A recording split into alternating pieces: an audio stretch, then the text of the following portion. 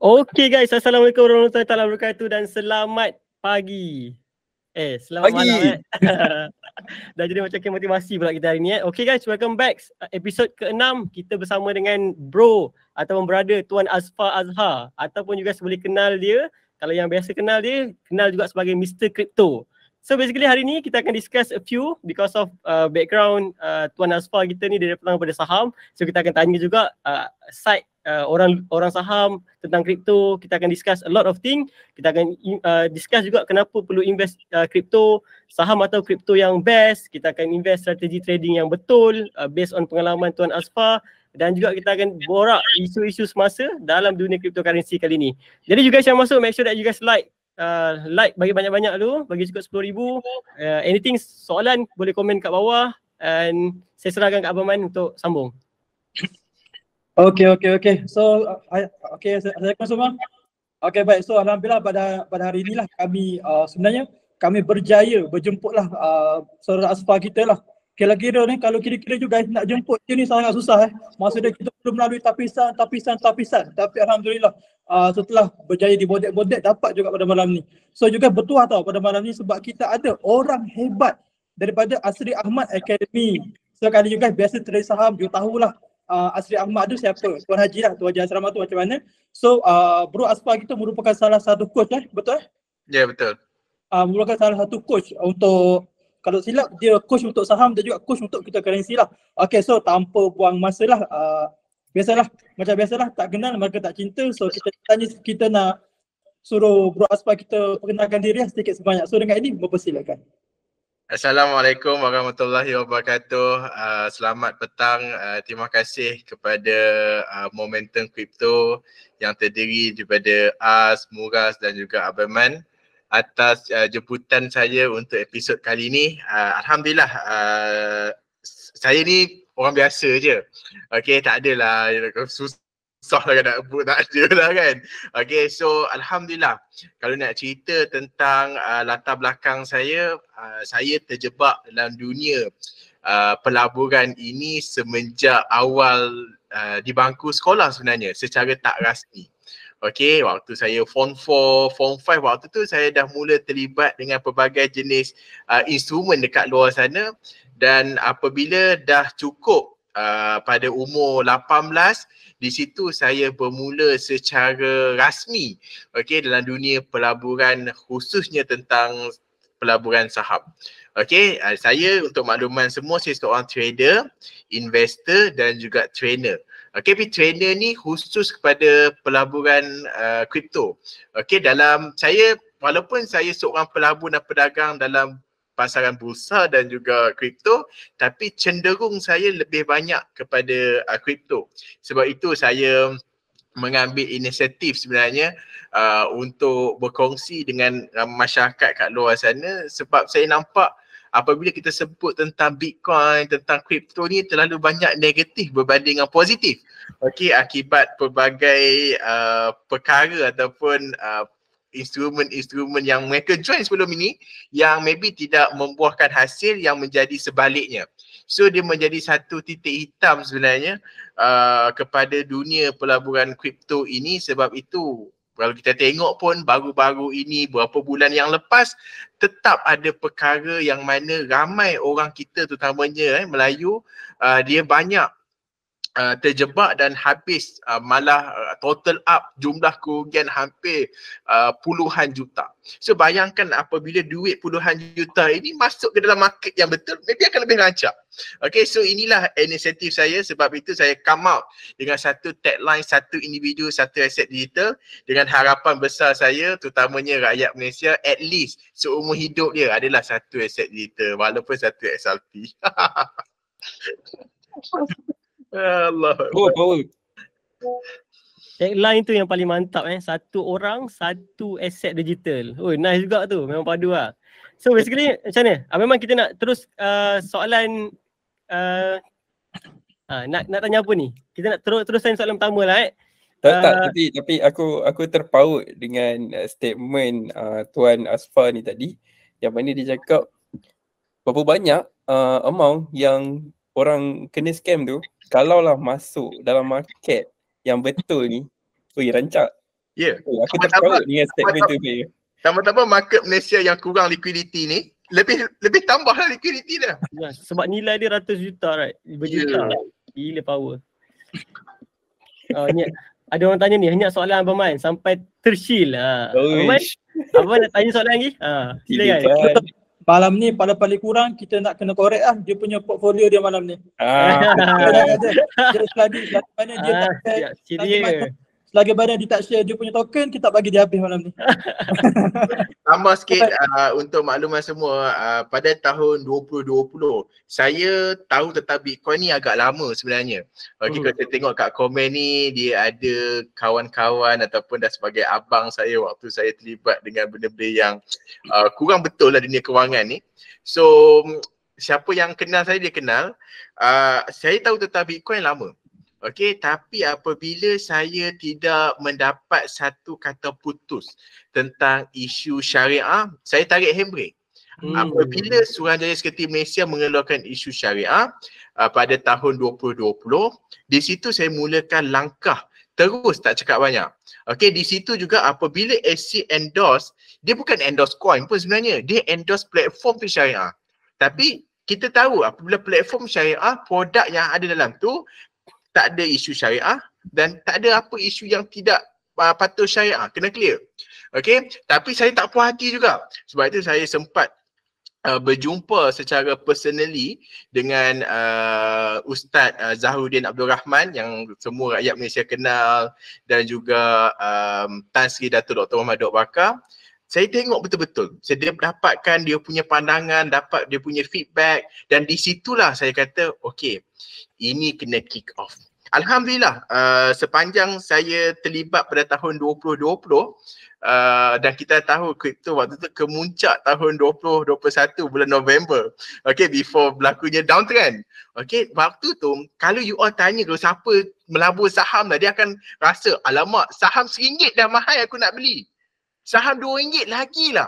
Duk cari yang 20 sen ataupun orang utara panggil 2 kupang, 3 kupang, 4 kupang, 5 kupang. 9 kupang tu dah mahal dah. Tapi gila apa nak beli Ethereum waktu tu 1,009? Nak beli Bitcoin dengan duit yang apa aku nak beli benda Allah ni. Tapi apabila saya mengkaji dengan lebih dalam, ya Allah, jatuh cinta tu lebih lagi di situ. Sebab itu kalau orang tanya saya kan, buat apa sekarang? Trade saham ke trade kripto? Saya cakap, saham di hati, kripto di jiwa. So tak boleh lari dua ni. By the way, Bro Asfar, macam tadi Bro Asfar cakap pasal patuh syariah semua tu kan. Ini antara first soalan saja dah. Nak tanya jugalah. Kenapa kalau kripto dia perlu untuk syariah, tapi kenapa kalau saham ni ada yang syariah dan juga ada yang tak syariah? So boleh ke Bro Asfar? Okey, apabila kita cakap tentang saham, saham melibatkan syarikat. Kita membeli saham bermaksud kita sebahagian daripada syarikat. We are part of the company. Kita shareholder. Apa keuntungan syarikat itu? Efek kepada pelabur. Okay. So, kalaulah syarikat itu ada dia punya keuntungan, ada berapa percentage yang melebihi yang membuatkan saham itu tak patut syariah, maka kita tak boleh terlibat lah ataupun beli. Okay. So, balik kepada kripto. Kenapa kripto ini juga perlu syariah? Okay, dia ada dua pandangan yang saya nak kongsikan. Dia macam ni. Okay, pertama, kita beli barang. Okay, kripto ni sebagai barang. Okay, kalau kita sebut tentang barang, kita beli barang, mesti dapat barang. Itu hukum jual beli dalam Islam. Settle. Okay, untuk kripto, you beli kripto, you dapat kripto lah. Okay, yang kedua, apabila kripto ini sejenis alat, tapi alat ini ada teknologi di sebalik dia. Lihat balik teknologi apa yang dibangunkan. Adakah teknologi yang dibangunkan itu melanggar prinsip syariah dalam Islam ataupun tak? Kalau tak, memang clear terhadap security-nya, pasal layer 1, layer 2, whatever yang tak ada aktiviti gambling yang kita tahu haram dalam Islam, maka kita tak boleh terlibatlah beli kripto tu. Okay, tapi sebab itulah apabila untuk melihat kepada nak jual beli kripto, at least paling busuk pun sebab kita cakap tentang trading. Trading ni mestilah short term. Beli hari ni jual esok, beli minggu ni jual minggu depan. paling busuk pun kalau malas sangatlah nak tengok pasal ekosistem dia lah, tengok macam-macam benda, at least tengoklah teknologi apa yang dibangunkan. Itu sudah membadai supaya kita tahu alat ataupun benda yang kita beli ni benda yang tiada unsur tidak boleh dalam isi. Kiranya macam di tingkat bursa, ya kalau exchange kripto ni kita faham ada yang jaga, betul.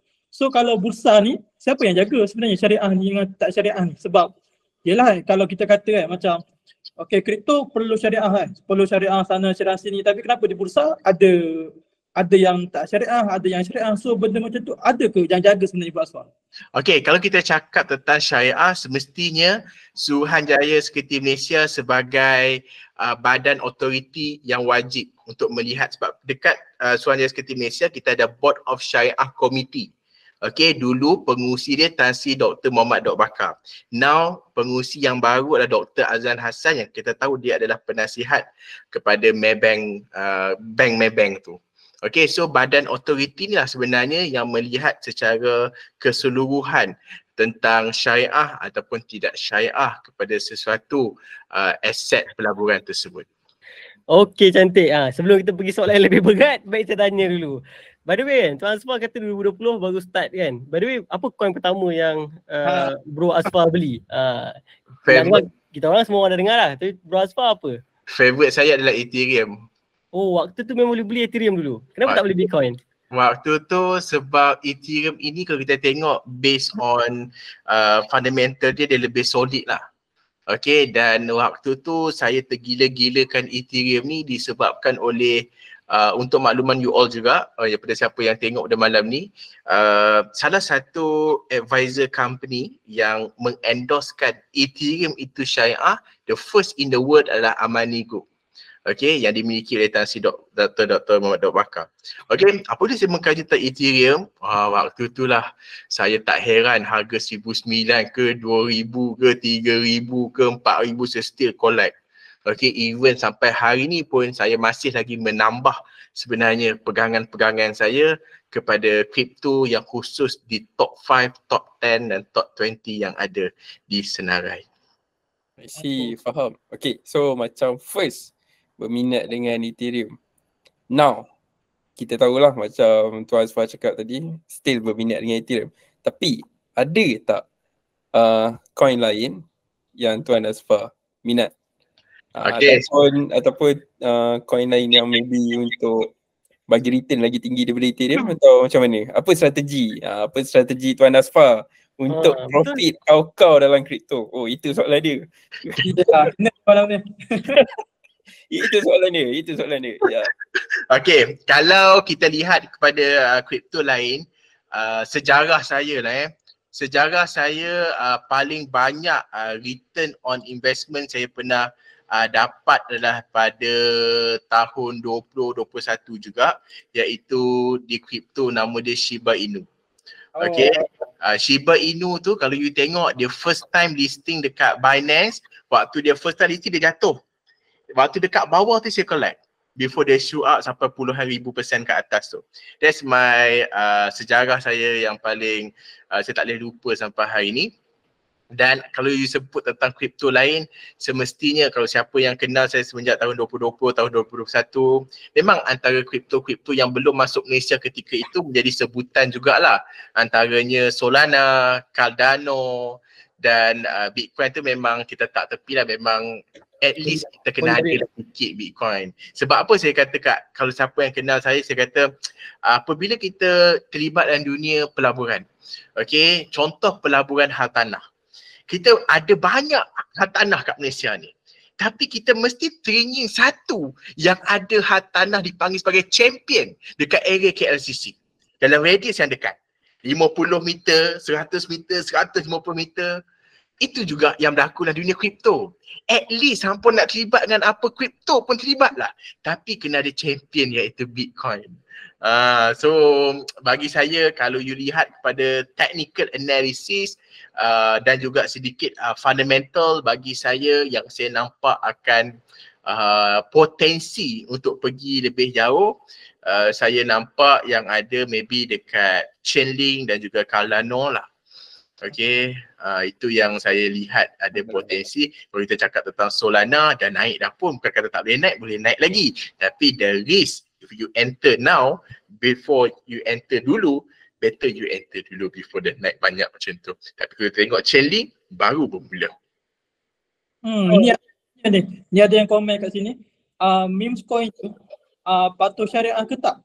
Ada yang komen kat situ. Okay, sejujur saya cakap, panas dalam live bulan ni, bahaya ni. Tak betul. Tak. Kalau isu meme coin ni daripada episod 3 aku rasa episod 3 orang kalau tanya kita isu alarm ni dia rasa lebih baik kita panggil nanti kita jemput Datuk Doktor Ustaz kita panggil lagi baiklah. Dia lagi betul. ya sekarang ni macam dia macam ni. Kita sedap cakap tentang meme coin. Okay, kita kena tengok ada setengah meme coin apabila kita buka website, dia memang warning kita siap-siap. Memang coin ni tak ada fundamental. Coin ni memang tak ada apa pun. Memang dibuat atas maybe speculation. Okay, apabila speculation, di situlah berlaku hype. Okay, tapi apabila kita beli benda yang tak ada fundamental, kita dengan pengharapan besar, harap naik. Di situ dia macam tindakan kita macam ahli perjudian lah. Belum tentu lagi. But in term of crypto lain, kita ada analisis. Analisis tu yang kita target, okay, breakout ni naik certain amount ni. Okay, itu bukan pengharapan, tapi dengan kajian ilmu yang kita ada, kita boleh forecast ke manakah harga akan pergi. Okay, jawapan Live malam ni boleh tahan agak komen-komen memang daripada username yang kita tak pernah nampak daripada episod 1 sebenarnya. Agak menarik. Betul-betul. Yang kebanyakan yang komen tengok kat sini dia katanya syariah patuh ke tak. Maksud dia orang kat sini betul-betul mereka nak tahu lah kita pada malam ni. Kita boleh panggil tim Syarlah nanti. Betul. Kita boleh panggil CEO Syarlah datang sini. Sebab Syarlah pun dah banyak kali kontak kita kan. So mungkin kita boleh cari dia. Betul, nanti kita jemput lah. So sekarang kita nak cerita bab strategi. So basically daripada saham ke kripto, strategi dia sama ke? Macam Tuan Asfar sini macam mana? Tuan Asfar pakai strategi tu sama ke atau kena modify ke? Ataupun basically apa strategi untuk nak cap on cryptocurrency based on you punya pengalaman? Okay, kalau kita cakap berkenaan dengan teknik apa yang digunakan di instrumen yang lain. Okay, dalam dunia teknikal, pusing pi macam mana pun, dia ada dua je. Buy low, sell high and buy high, sell higher. Buy low, sell high, maybe teknik yang boleh digunakan pakai antaranya adalah reversal candle or buy at support. Okay, kalau kita masuk kepada kaedah buy high, sell higher, teknik breakout, 52 weeks high, all time high, breakout down trend line or whatever jenis breakout. Okay, in term of ilmu dan penggunaan itu, maybe lebih kurang sama. Tapi nak bagi faham untuk mudahkan, contoh Muras, dia ada lesen kereta. Maybe sekarang ni dia bawa kereta biasa je. Tiba-tiba kawan dia bagi kunci kereta Lamborghini. Agak-agak Muras boleh terus bawa ke dia akan kekok? Dia akan kekok lah, kena biasa sikit lah. Itulah yang berlaku sebenarnya yang ramai orang tak perasan. Oh, ingat PA je mesti sama ni breakout, mesti sama ni reversal. Tapi keadaan yang berlaku di pasaran saham dan juga pasaran kripto ada sedikit kelainan di situ. Yang mana kita kena biasakan diri kita untuk kita tak terbawa apa yang kita nampak dekat instrumen lain ke instrumen yang baru.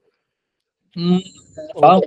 So basically kalau in terms of strategi sekarang Bro Asfar ni more to investing ke ataupun memang active trading? Saya ada portfolio saya yang saya memang simpan dalam tempoh jangka masa panjang yang saya tak pernah jual any single cent, dan saya juga ada portfolio saya yang saya trading hampir every night. Saya agak hardcore yang mana kalau siapa yang kenal saya punya trading style senang. Sebelum saya tidur saya beli, lepas bangun tidur saya jual. Itu je. Kira swing waktu tidur lah. Even position buka boleh tidur liner Ya. Ini kita memang spot lah, spot trade. Memang betul, spot. Ui, buy. Macam mana pun buy. Macam mana pun buy. Yo. Ini ilmu baru ni. Baru. Tak adalah bagi saya kan, apabila saya jumpa dengan ramai orang dalam dunia pelaburan ni, kita ni kita ni manusia, kita memang tak suka benda yang jatuh. Maksudnya benda yang against apa yang sepatutnya. Okay, sebab itu kenapa kalau you perasan untuk yang tengah tengok ni pun, kalau perasan apabila dia mula terlibat dengan shot, okay, I can say that dia rasa tak selesa ataupun dia lebih maybe loss ataupun kerugian yang berlaku di shot lebih banyak berbanding waktu tengah long. Okay, sebab waktu shot ni adalah waktu di mana orang nampak sebenarnya mudah. Okay lah, lepas go for long then you can go for short. Okay, but apa realiti yang berlaku kat sana? Time hang tekan short lah dia pergi long, time hang tekan long lah dia pergi short. Sebab Alhamdulillah tuan-tuan, saya juga pernah terlibat dengan beberapa instrumen dekat luar sana. Saham, emas, FCPO, robot trading, dan beberapa lagi instrumen yang ada semenjak saya terlibat awal dulu. Sampailah saya sampai satu tahap. Okey, tahap ni maksudnya apa? Alah, aku dah malas dah mencuba semua benda. At last, you get, oh ini je lah benda dia. Hang pusing macam mana pun, ini je. Okey, sebab itu apa yang, sebab itu saya selalu kongsikan. Ilmu je tak cukup. Hampirlah cari 10 cikgu pun ambil ilmu tak sama dengan pengalaman yang you lalui dengan diri you sendiri. Okay, pengalaman lah yang boleh membuatkan you stay lama dalam market. Okay, cantik ni. Hans tanya ni, saham atau kripto lagi best? Nampak tak soalan tak panas tu? Aduh. Tapi kalau sebelum bagi apa Tuan Asfar jawab, aku nak jawab dia. Aku nak bagi pandangan sikit lah. Sila. Aku bagi pandangan luar. Aku bagi pandangan luar. Okay. So guys, kalau lah saya ni memang invest dekat saham, saya akan cakap saham tu best.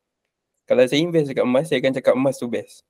Kalau saya invest dekat kripto, saya akan cakap kripto tu best. So, pada saya, yang penting diversify lah. Itu je. Itu lah pandangan daripada saya. Terima kasih. Boleh tanya lah. Tanya Asfar lah. Okay. Dan juga pertama sekali, penting untuk kita nak disclaimer. Sebab soalan ni dia agak tu sikit Okay, so untuk you all yang masuk kita punya sesi podcast pada malam ni, kita datang, kita berkumpul sekarang, kita bukan nak bergaduh, kita bukan nak kata, okay, kita terbaik. No, yes. Kita masuk sekarang, kita nak berkumpul ni, kita nak meraihkan semua pendapat-pendapat mana yang ada. Yeah. Kita memang tak nak ada orang kutuk saham ni lembab lah apa, kripto ni lembab, kita tak macam tu. Kiranya segala konsep kita pada malam ni merupakan satu bentuk education. So, berbalik pada soalan, adakah kripto ataupun saham? Bagi pendapat Abang Zafar, Tapi dah jawab dah kan? Tapi kita nak dengar sekali lagi. Macam mana? Saya di waktu siang juga saya melihat kepada pasaran di Bursa Malaysia sejujurnya.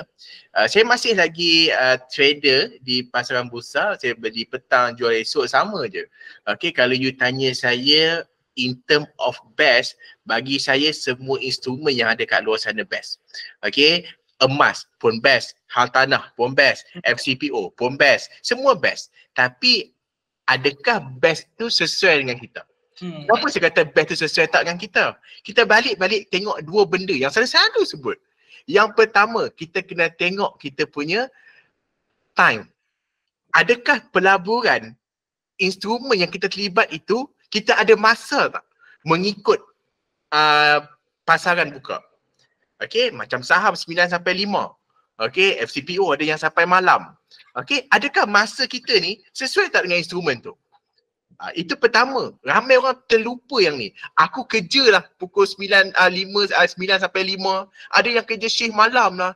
So, instrumen apa yang sesuai? Itu menjadi persoalan juga. Masuk yang kedua. Yang kedua apa? Risk reward. Ramai hari ni orang nampak pada reward. Dia tak nampak pada risk. Instrumen ini contoh macam emas. Maybe saya boleh kata low risk dan low return. Saya terlibat dengan emas dulu waktu saya beli emas harga RM130. Dan after 6 years baru sampai 320. Still a good investment. But masa, adakah you sesuai dengan masa tersebut? Sama juga dalam dunia pelaburan. Sama macam pelaburan saham. Kalau you memang ada masa 9 to 5, then instrumen tu sesuai dengan you, dan instrumen saham di Malaysia, maybe kita dapat lihat dia punya liquidity tidaklah serancak instrumen lain. Tapi boleh tak nak terlibat sebagai percubaan? Sebab saham ni dia sebab apa dia di hati? Okay, apabila saham ni kita lihat bagaimana khususnya di Malaysia orang Melayu kurang pegangannya dalam pelaburan saham. Tak sampai 3% individu Bumi Putra.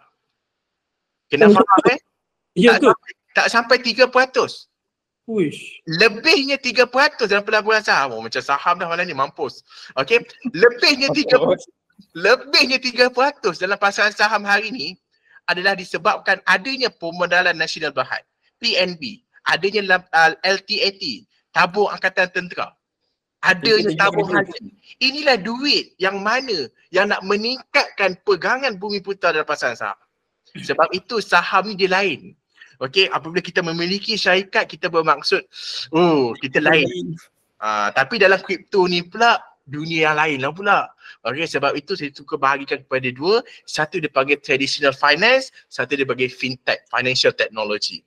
Crypto, whatever aset dia tadi kat financial technology, yang mana saham, emas, hartanah semua masih lagi di traditional finance.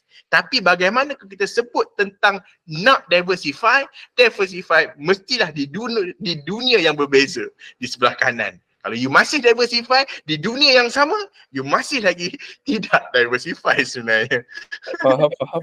Betul. Itulah, diversify is the key. Korang kena faham.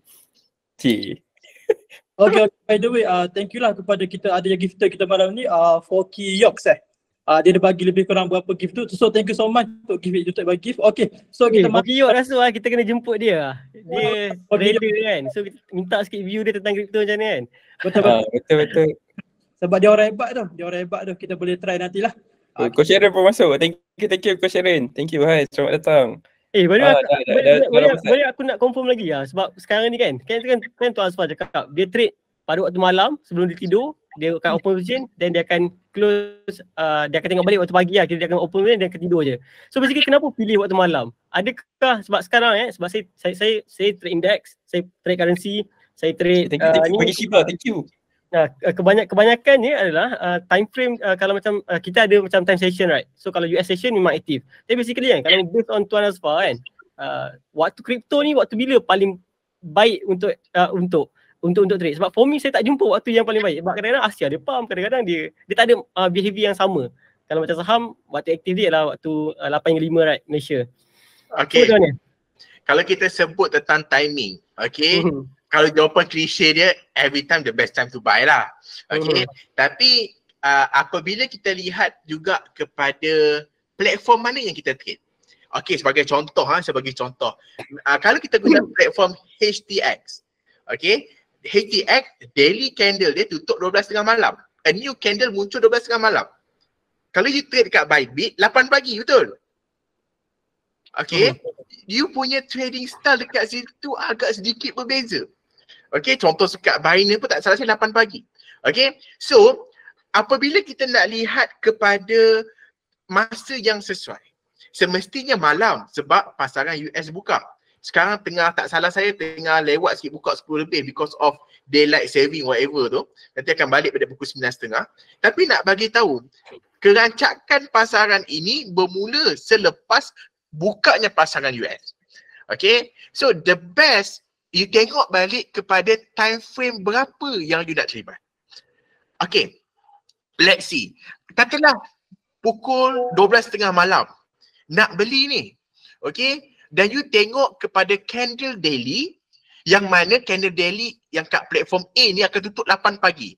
But you masuk 12.30 malam, ada plus minus 7 jam, candle daily ni everything can be happen. Okay, katalah you trade dekat HTX 12.30 malam, candle daily solid, volume ada, breakout. You masuk dekat HTX, boleh jadi confirm sebab kenaikan keesokan hari, chance untuk naik lebih tinggi sebab ada signal pembelian semalam. Tapi kalau you masuk 12.30 malam dekat platform yang lain, yang candle dia esok pagi, yang time you tidur tu yang akan berubah. Balik pada time frame. Kalau you masuk time frame 4 hours, you masuk pukul 10. 4 hours you tutup pukul, katalah, ambil yang tutup pukul 12. Okay, pukul 10, 11, 12. 9, 10, 11, 12. Pukul 9 punya candle. 4 hours. Tutup pukul 12. Kalau dia tutup solid, ada volume, breakout, nak tak nak 4 jam lagi confirm dia akan naik juga. So actually 15 minit confirm boleh juga waktu pagi, waktu tengah hari. Okay, sebab saya nampak timing yang menarik ni adalah kerancakan market itu berlaku waktu bangun tidur, dia akan shoot up pagi kejap. Kalau hampa tak jual kena, dia akan buang balik tengah hari ataupun dia akan shoot up pukul 1 lebih sikit, dia akan buang balik petang. Okay, before market buka pukul 9 balik. Tapi if you boleh kuasai time frame ni, trading you tak ada masalah. Yes, betul. Trading cycle also very important untuk orang yang day trading right. So semua tak tahu dalam ni ramai yang day trading ataupun memang investor saja. Betul kita tak tahu viewer kita macam mana, tapi kalau dari segi intraday aku rasa itu knowledge baru untuk aku lah. Betul. Betul. For me sama. Serius, itu knowledge baru untuk aku. Tapi by the way sekarang Bro Asfar pakai HTX ke? Nampak? Saya tidak boleh mengaku platform mana yang saya pakai. Faham. Yang mana dalam live ni kalau tak faham, bawa faham je. Tapi kita okey lah By the way, kita tak ada masalah. Kita yang maksudnya yang antara besar lah yang bawa HTX masuk Malaysia dulu kan. Nama dia lain kan. Tapi sekarang ni kita pun dah was-was lah. Aku nak buat STX lama dah 7 bulan. Even kita tengok hari ni pun dia punya coin dump lagi. Dump all time low. Masa dia memang dah bahaya lah. Masa kena start ambil berjaga-jaga fodos yang masih lagi guna. Sebab dulu HTX can be top 4 tak salah saya. Yes. Betul. Think last year. Yes. Dia dah turun di top 50. It's not even top 10, top 15 now. Yes. Dulu top 2 pun dia pernah waktu bull. Ya, so daripada segi pemilihan HQ juga menjadi isu utama lah hari ni. Sebab selalunya dalam cycle crypto for sure akan ada yang juga exchanger. Sebab tu orang cakap not your key, not your crypto. Kalau kita ada aset yang banyak, for me lah kalau you ada aset yang bagi saya kalau atas $1,000 itu pun dah kira banyak sebenarnya tau. Better you invest certain amount which is RM300, RM400 untuk beli hardware wallet. Which is you simpan betul-betul lah you punya aset digital tu dekat you punya diri. Tapi kalau you you pun invest RM200, RM300 kan, so tak apalah. You trust lah exchange yang ada, insyaAllah okey. Betul-betul. Kalau sebab aku pun ada pengalaman, ada satu exchange tu aku pernah guna. Aku beli apa maksudnya beli FTT yes. Lebih kurang. Lepas tu exchange tu bankrupt pun. Dia orang kata macam ni, dia orang kata okey, kalau you nak withdraw you nak kena contact email sekian. Lepas tu aku hantar email tak dapat sampai sekarang. Kiranya memang mereka buat exchange ni sebenarnya exchange satu bentuk perniagaan tau. Ada yang buat hiat cukup profit gerak sebab benda orang, so orang boleh lari bil lepas tu orang boleh lagi. Betul. So you guys yang penonton kat sini nak kena faham antara risiko terbesar untuk kripto adalah tempat kita nak simpan tu. Yes, betul. So seperti yang Murah cakap, kita nak kena at least ada ledger lah. Ledger pun mahal, Murah ledger Murah. Apa? Sekarang tak perlu lah. Patut lebih kan. Patut RM300 boleh dapat, Sepol boleh dapat. Kalau let's say kalau you memang tak ada sangat ni kan, tak ada sangat duit nak invest kan, you boleh pakai co-wallet, you boleh pakai MetaMask dan you boleh sub you boleh pakai hot wallet kan, then you boleh buka yang memang you takkan interact langsung dengan apa-apa yang lain, dan you boleh simpan kat situ. Itu tapi at the end of the day kalau key simpan dekat tempat yang macam ni, hot wallet, cold wallet, key dia lah you kena simpan ada punya key tu kan. Kalau you hilang key tu, you pun hilang dekat benda tu. Sia-sia je. Kita sendiri menghilangkan hati. Dia device hilang tak apa lagi, jangan key hilang tu. Jangan key hilang. Betul. Key, not your crypto. Betul. Okay. Kita balik kepada Tuan Asfar. Okay, basically lah kalau kita simbang number lah sekarang ni nampak macam Bitcoin dah pergi paling tinggi waktu hari tu dekat berapa dia pergi sekejap sentuh lebih kurang 49k. So sekarang ni dia jatuh balik. Basically kalau by Tuan Asfar punya analisis macam mana? Jatuh ni sampai ke mana and target untuk rebound balik untuk next bulan target dia ke mana? Boleh cerita sikit tak? Okay, kalau kita lihat kepada pergerakan Bitcoin, sebenarnya saya dah start bullish pergerakan Bitcoin ni semenjak tahun lepas. Okey, tahun lepas tu sebenarnya apabila berlakunya kenaikan semenjak Januari 2023, saya waktu tu is not confirm yet. Kalau you all perasan, kalau you all tengok carta, kalau you all boleh tengok, confirmation itu datangnya bull adalah pada March. Okey, pertengahan March. Okey, kalau saya berbeza tau. Bull run dan super bull. Okey, bull run bermaksud berlakunya uptrend yang major. Okay, major ni kita boleh ambil maybe more than 6 months. Dan Bitcoin dah bull run. Tapi dia belum super bull. Okay, kenapa saya kata belum super bull? Super bull akan datang apabila harga kripto apapun, terutamanya Bitcoin, mencecah paras tertinggi dalam sejarah. Maksudnya super bull dalam Bitcoin akan bermula apabila pecah paras tertinggi November tahun 2021. But kita dah uptrend for a years. 1 year dah uptrend. Maksudnya kita dah bull run. Kita tak perlu menunggu, kita dah ada dalam bull run. Cuma kita menunggu hari ini adalah menunggu kepada super bull, yang mana apabila berlaku super bull, waktu tu campak je dekat coin apa, confirm dia boleh buat duit. Tapi kalau kita tengok daripada pergerakan Bitcoin hari ini, okay, Bitcoin reject. Wow. Okay. Apa bagi weh? Aku tak nampak. Aku tak nampak notification. Wish. Kau mengganggu lah. Dia nak bagi point tu. Okay, kita nampak sebenarnya Bitcoin berlaku rejection pada harga 48,000 secara tidak langsung. Kita nampak juga ini adalah paras untuk Bitcoin struggle pada bulan 3 tahun 2022 dan beberapa bulan sebelum itu.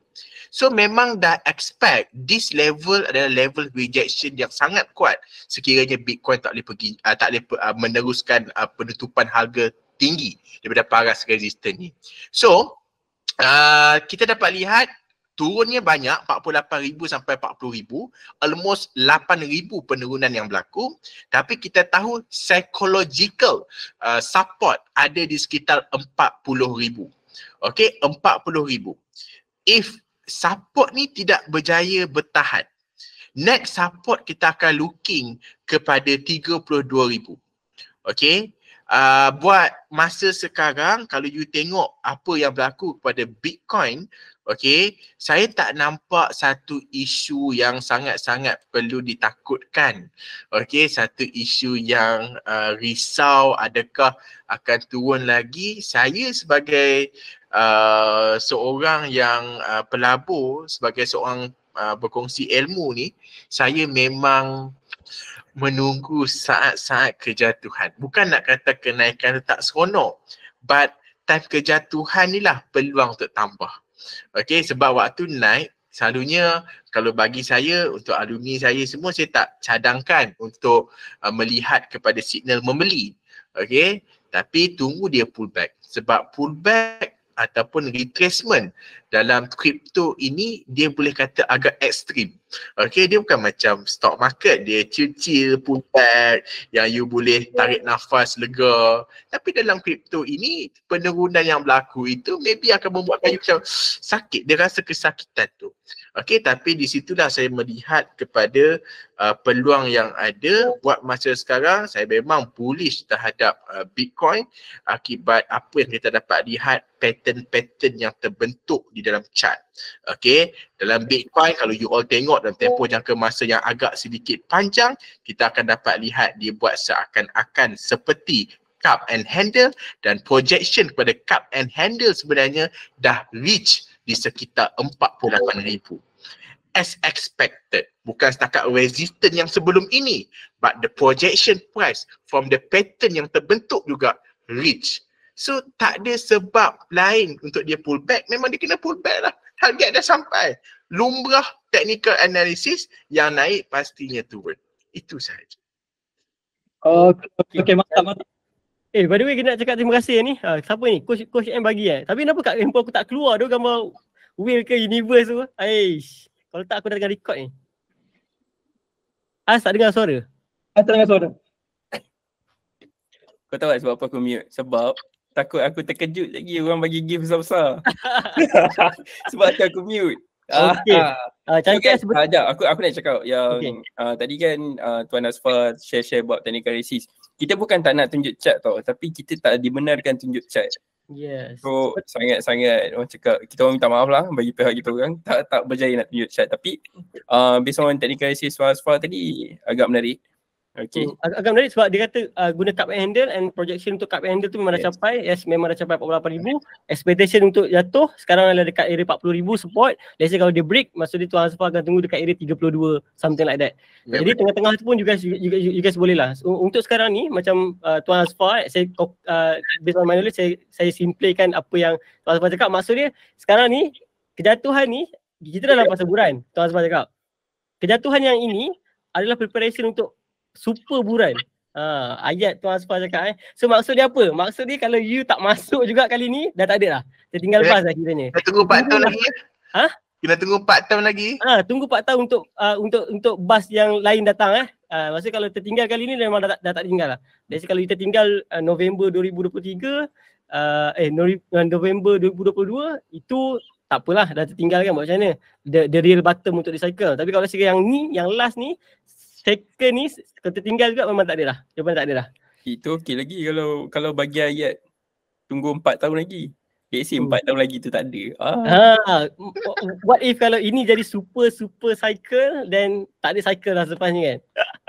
Jadi Bitcoin dah jadi stable coin. Okay. Sekarang sebab kan Tuan Asfar ni orang stock juga kan. So kita nak tanya dia. Basically kan, apa view Tuan Asfar berkenaan dengan Bitcoin ETF into cryptocurrency sekarang? Sebab this is historical punya moment right dalam dunia cryptocurrency yang first ada ETF. So basically boleh share tak? Okay, apabila kita sebut tentang exchange traded fund bukan satu benda yang barulah dalam dunia kewangan. Saya dulu waktu awal terlibat, sebab saya dah terlibat dengan stock market, dia menjadi satu persoalan, kenapalah institusi kewangan ataupun pelaburan yang ada, kenapa hampa tak beli lagi Bitcoin? Kenapa hampa tak diversify portfolio? Sebab macam contoh kita ambil institusi kewangan yang ada kat Malaysia sebagai contoh, maafkan saya. Maybe kita ambil PNB, kita ambil LTAT ataupun KUAP, Kumpulan Wang Amanah Pencen or KWSP whatever. Dia hold our money dan dia invest back dan give return. Dan mostly dia orang akan letak kat stock market, bond and sukuk, whatever product yang ada. But why not in Bitcoin? Itu menjadi persoalan yang tertanya pada saya. Okay. Lepas tu hari makin hari baru saya faham the risk yang involved apabila pemegang dana ini directly into market. Apabila dia directly into market, bermaksud dia expose dia punya fund 100% risk dalam pasaran. Yang kita tahu liquidity market iaitu crypto ini tak menentu. Dia boleh naik vup macam tu, dia boleh naik turun vup, naik macam tu je. Dia tak macam saham. Saham dia ada limit. Maksimum kenaikan sehari 30%. Maksimum penurunan sehari 30%. But crypto can be everything. Okay. So baru saya faham. Oh, kenapalah institusi kewangan tak terlibat. Maka dengan itulah apabila di US, BlackRock memperkenalkan ETF ataupun banyak lagi sebenarnya syarikat lain memperkenalkan. Okay. Tapi saya lihat daripada sudut bagus ETF ini sebab kita akan nampak institusi-institusi kewangan ataupun pemegang-pemegang dana ini dia akan mula diversify. Okay, dia mula akan memecahkan dia orang punya portfolio ke arah digital asset. Dan ini secara tidak langsung menunjukkan dunia digital asset juga semakin matang di dunia. Okay, apabila ada produk-produk yang mana di traditional finance mula nak ambil bawa masuk. Okay, sebab ETF ni kita bukannya boleh beli macam biasa tak. Dia ditradingkan di dalam pasaran saham. Okay, so orang lebih rasa selesa dia beli ETF sebab dia sebagai syarikat itu sebagai orang tengah untuk beli Bitcoin. So dia tak ada really exposed. Okay, sama juga macam mutual fund ataupun unit trust kepada Bitcoin. Kenapa? Saya selalu cadangkan, kenapa kalau you all ada RM10,000 ke atas, jangan masuk directly into market. Saya lain sikit.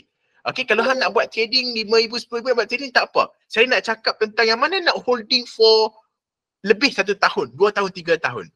you jangan directly masuk into market. Sebab apabila you directly masuk into market, risk you sama macam pemegang-pemegang dana tadi. Hello, how regulated, how top 5, top 3, dia nak tutup esok, semua boleh tutup. Okay, tapi nak bagi tahu kalau dia beli wallet pun, sebab ada setengah hari ni dia renyah nak kena simpan wallet lah, takut wallet orang curi lah. Ada setengah wallet dia tak ada cloud backup, hilang hilang terus. Okay, so apabila orang lebih dari 10,000 ni, saya kata alah kau nak labur 10,000, 20,000, 30,000 nak beli pejam mata, beli je lah unit trust Bitcoin.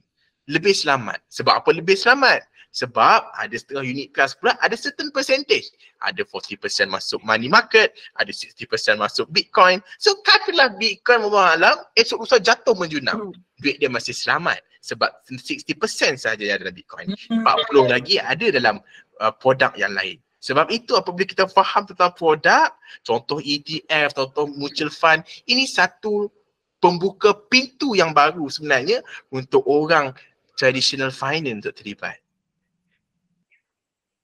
Mantap. Okay, baik. So terima kasih. Okay, Puan Hati. Memang jelas lah, memang mantap lah.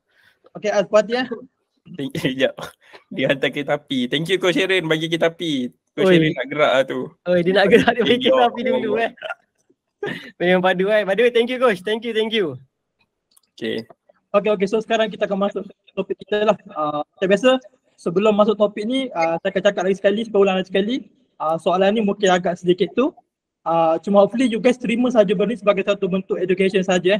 Okay, baik. So baru-baru ni kita dapati beberapa minggu ni lah, especially kita nampak ada berlaku sindrom saham menjunam.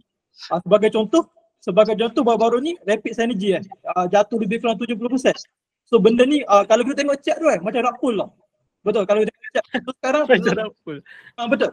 So sekarang nak tanya Bro Asfar, kenapa sampai saya tengok dia dah macam 3 ke 7 saham menjunam macam tu sekali. So benda ni agak merisaukan lah kita sebagai investor. So nak tanya Bro Asfar lah, kenapa jadi macam tu Apa yang jadi ni sekarang? Okay, sebenarnya bukan satu syarikat untuk makluman semua. Ada lebih kurang 5, 6, 7 syarikat yang berlaku penurunan yang agak mendadak sehingga kan dipanggil sebagai limit down. Urus niaga digantung oleh pasaran bursa. Okay, apabila kita sebut tentang apa yang berlaku dekat bursa hari ini, kenapa 7 saham ini ataupun 5 saham ini?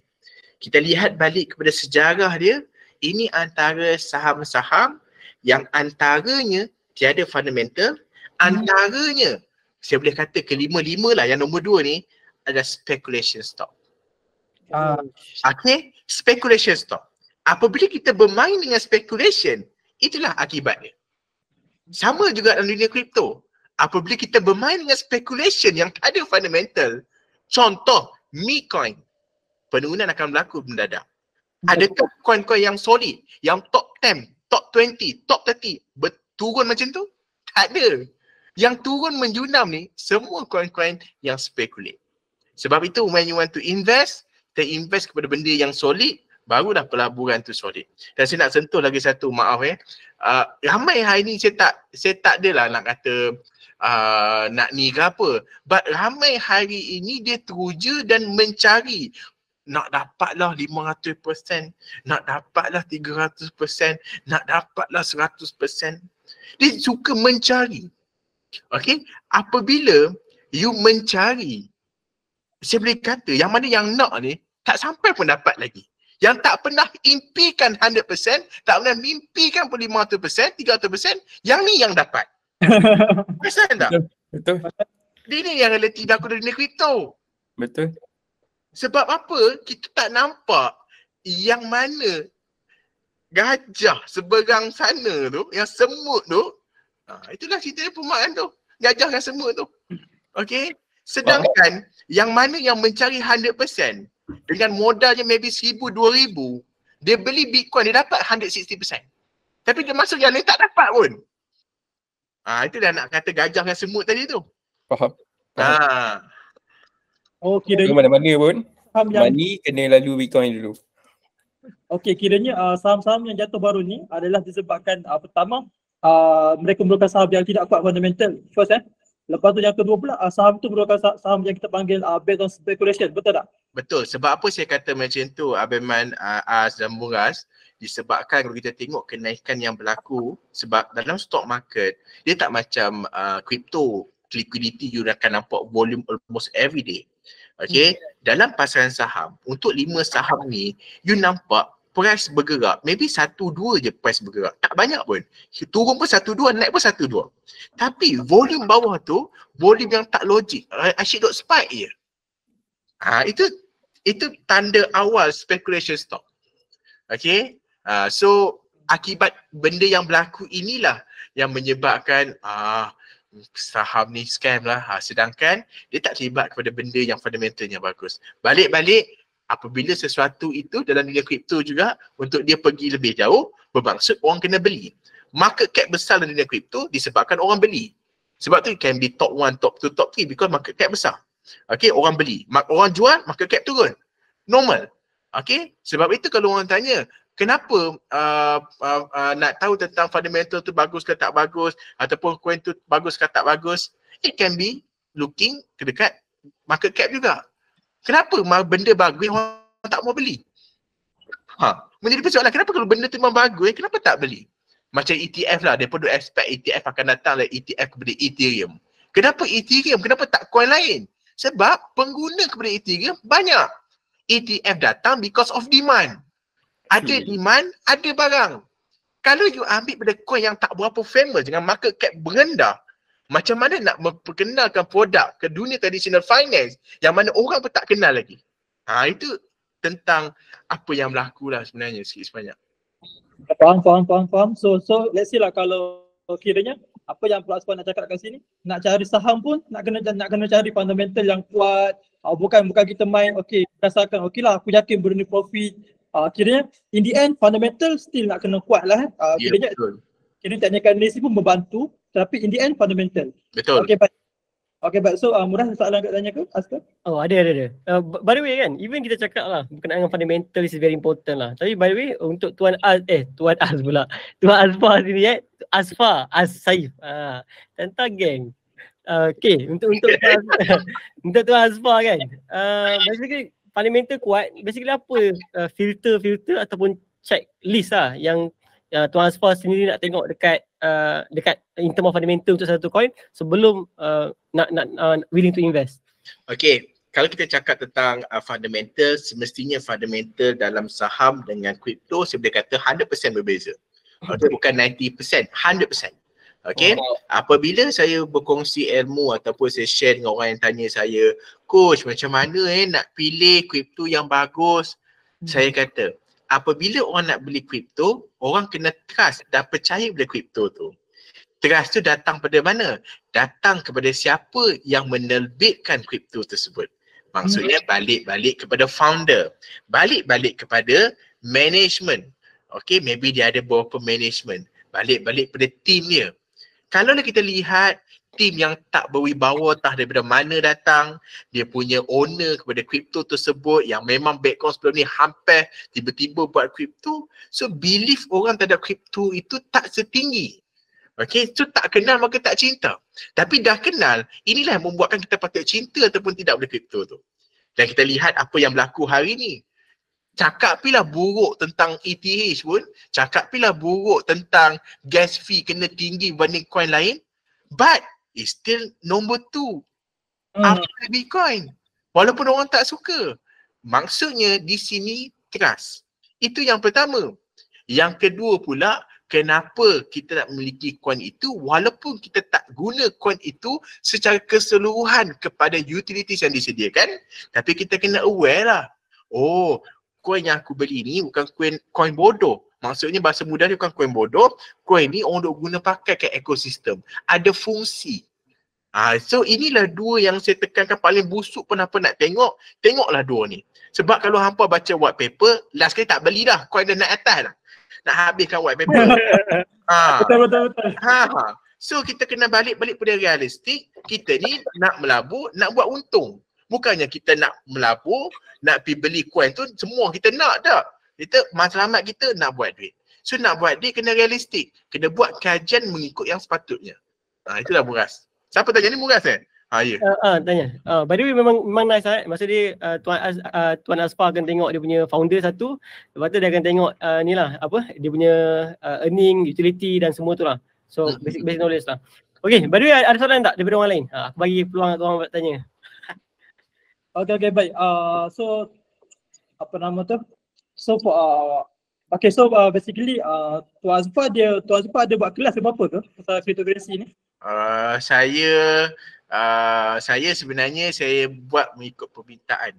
Okey, untuk makluman semua, paling banyak saya aktif hampir setiap minggu sesi perkongsian ilmu adalah pada tahun 2022 ketika market bearish. Hampir setiap minggu saya buat. Okey, lepas tu saya macam waktu tu walaupun tak ada live lah siut. Setiap minggu je hari Jumaat malam mesti live. Jumaat malam je mesti live nak update. Okey, saya aktif dulu banyak di Facebook. Okay, so tahun 2023 saya slow down.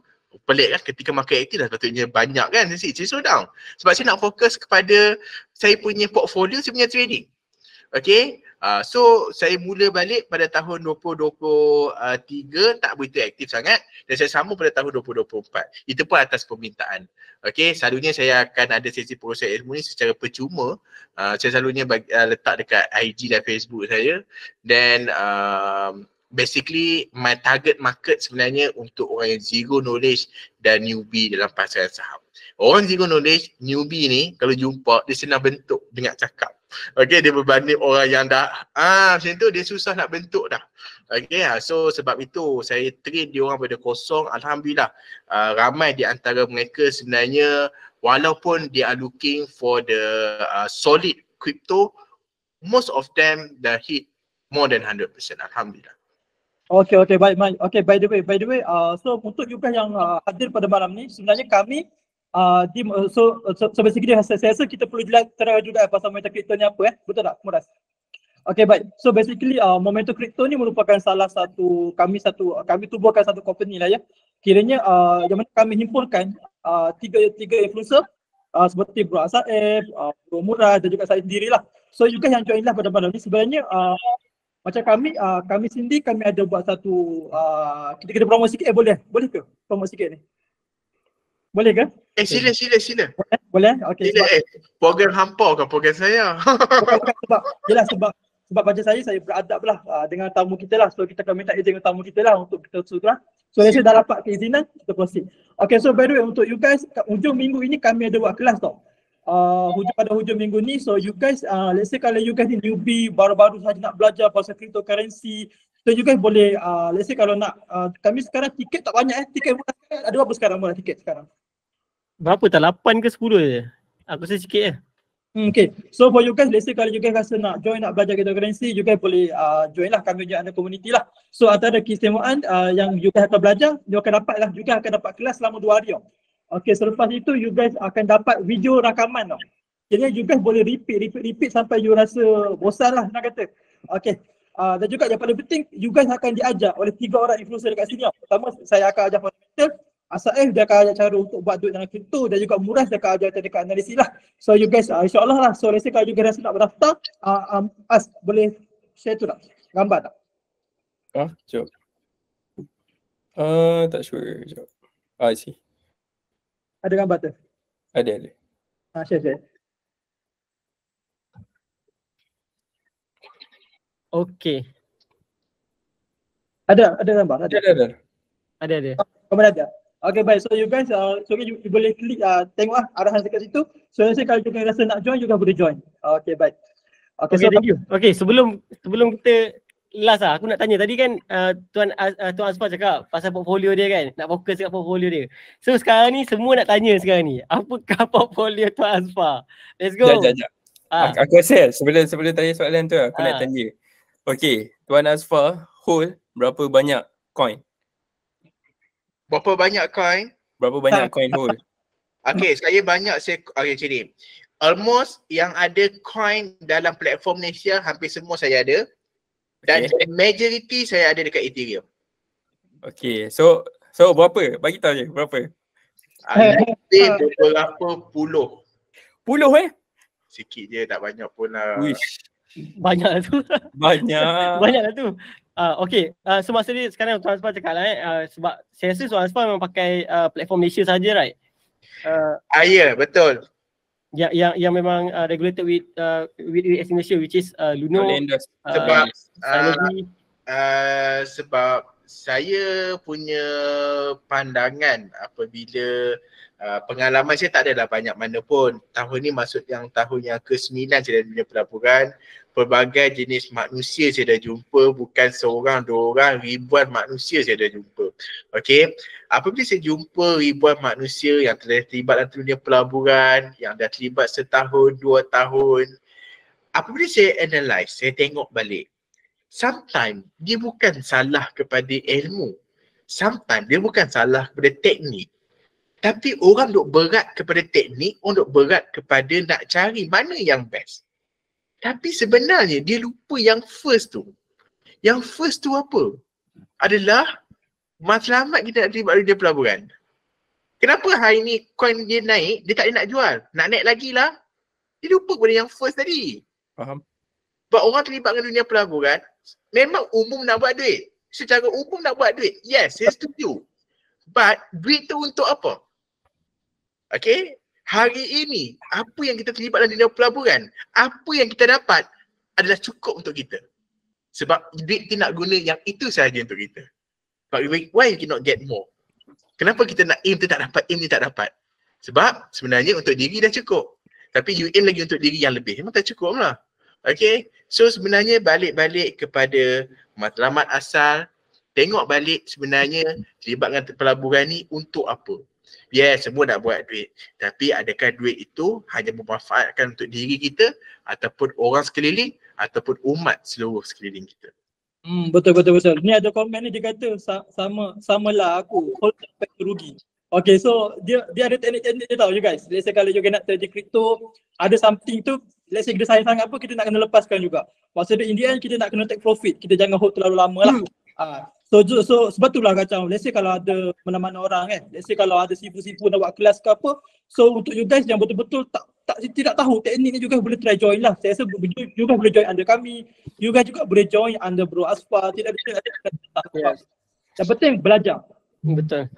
For me untuk hold ni kan, dia sebenarnya ada few lah macam Tuan Asfar cakap lah berkenaan dengan matlamat you. Kalau let's say you bukannya dekat level maintain kekayaan, maksudnya you level sekarang ni ialah contoh kat sekarang miskin. Nak ke stable, nak ke ada duit sikit and nak kaya. Lain taraf, lain level, lain cara main game dia. Let's say kalau you adalah level contoh level whale. Let's say yang level whale ni okay untuk nak hold terus. You buy Bitcoin and you hold je. Sebab dia ni dah kaya. Dan dia nak maintain dia punya kekayaan adalah dengan buy dengan buy Bitcoin, dan dia punya goal adalah untuk nak serahkan dia kekayaan tu kepada next generation. Itu okey. Tapi for those yang macam level kita kan, atau level yang belum kaya gila lagi ni, kita memang nak buat profit. For me, the best idea adalah you play with cycle. Maksudnya apa? Sekarang cycle bear, you kumpul, cycle dekat top, bull market you jual. Kalau you tak nak jual pun, jual lah 70%. Itu based on our experience pun macam tu. Better you jual at least 70%, 90% pun tak apa. Simpan sikit pun tak apa. Nanti masuk balik. Sampailah you dah naik level, you maintain kekayaan. Then itu another game lah. Betul. Dah tanyalah Bro Asfar lah. Apa macam Murah dah share strategi dia. Bro Asfar dah share dia punya strategi. Bro Asfar apakah strategi yang Bro Asfar gunalah untuk trading for now lah? Tanya soalan tiba-tiba ni. Tiba-tiba. Buy high sell low ke?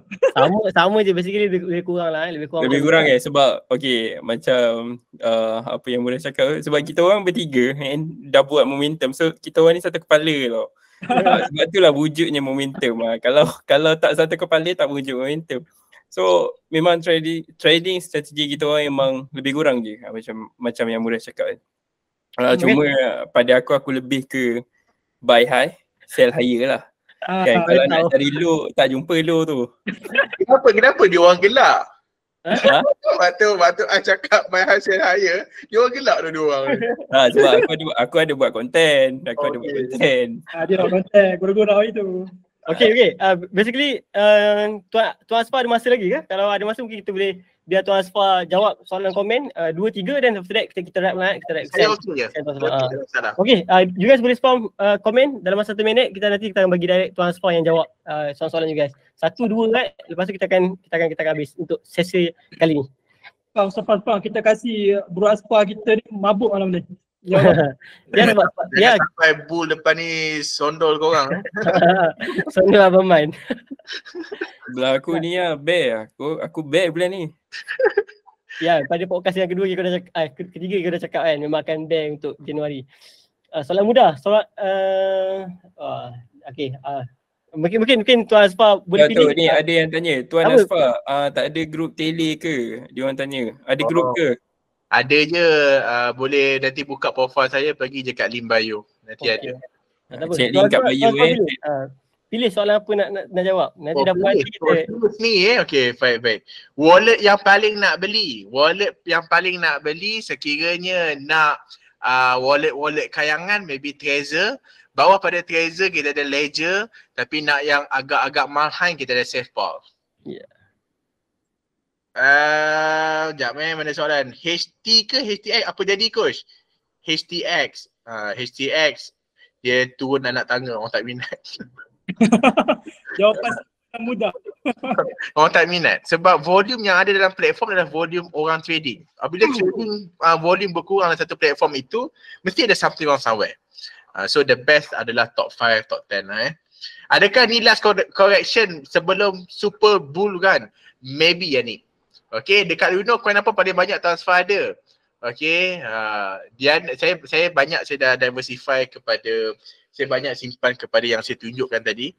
Kat depan saya ada ni Ledger Nano, macam penjual wallet pula malam ni. Saya juga ada SafePal, Trezor saya tak bawa. Okay, Trezor saya kat rumah. Micoin kalau trade boleh kaya tak?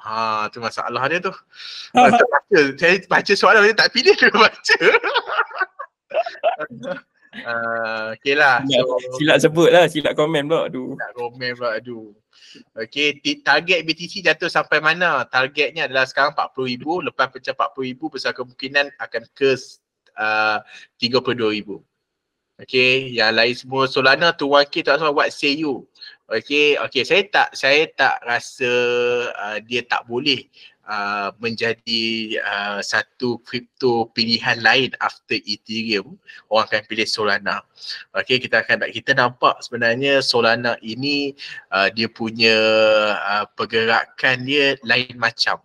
That's mean dalam dunia pelaburan ni dia ada satu perkataan orang panggil something is cooked behind whatever yang berlaku. Kita kat Malaysia, kita tak tahu apa berlaku kat sana. Dekat sana dapat tahu dulu. Kalau saya penerbit coin, menerbitkan sesuatu coin yang macam kita tahu Malaysia bakal terbit IEO first regulated, okay, nanti pada tahun ini. Apabila kawan, contoh saya ada kawan, contoh saya ada saya ada Mora, saya ada Abang Man, saya ada nak buat dekat coin saya ada projek nak buat. Mesti saya lepak kedai makan, saya beritahu orang yang saya kenal dulu. So orang yang saya kenal akan mula melakukan tindakan. Aku belilah, nanti duit keluar confirm naik. Lepas tu yang ni pula, sebab takkan ada kawan baik lain. Dia beritahu kat kawan baik lain pula. So benda ni dah berlaku. Sebenarnya news yang keluar tu lambat. Okay, so benda dah bergerak. Same goes to apa yang berlaku pada Bitcoin. As expected memang akan turun selepas umumnya ETF disebabkan kenaikan dah berlaku sebelum tu. Ini yang orang kata buy on rumors, sell on news. Okay, waktu rumor jadi tak jadi, okey ke tak, waktu tu price dah shoot up. Saya kata, oh ini dah lain ni pergerakan harga ni. News tak announce lagi. Delay pun dia naik lagi. Okay, so keluar news yang betul, maka turunlah harga. Itu juga boleh dijadikan sebagai satu perkataan teknikal dipanggil sebagai knee-jerk reaction. Kiranya dia bak kata patah Melayu kita lah Dia apa? Dia start kenaikan tu dia ada udang di sebalik batu lah ya. Betul. Okay. Kalau layan soalan ni memang banyak ni. Okay guys, I think done for today. Thank you so much untuk you guys yang datang support. Thank you to Tuan Asfar sudi datang hari ni. I think that end of episode 6 Let's say kalau you guys nak belajar lebih detail, you guys boleh cari Tuan Asfar dekat dia punya bio sendiri. Nak pergi kelas, nak deal apa-apa boleh direct dengan dia. Kalau let's say you guys nak belajar dengan kita orang ada kelas momentum. Kita akan buat pada hujung minggu ini. You guys boleh direct go to our bio and click untuk nak register and semua. Jumpa you guys nanti. Thank you so much. Kita jumpa dekat next podcast. Thank you guys. Assalamualaikum. Assalamualaikum. Bye. Assalamualaikum. InsyaAllah.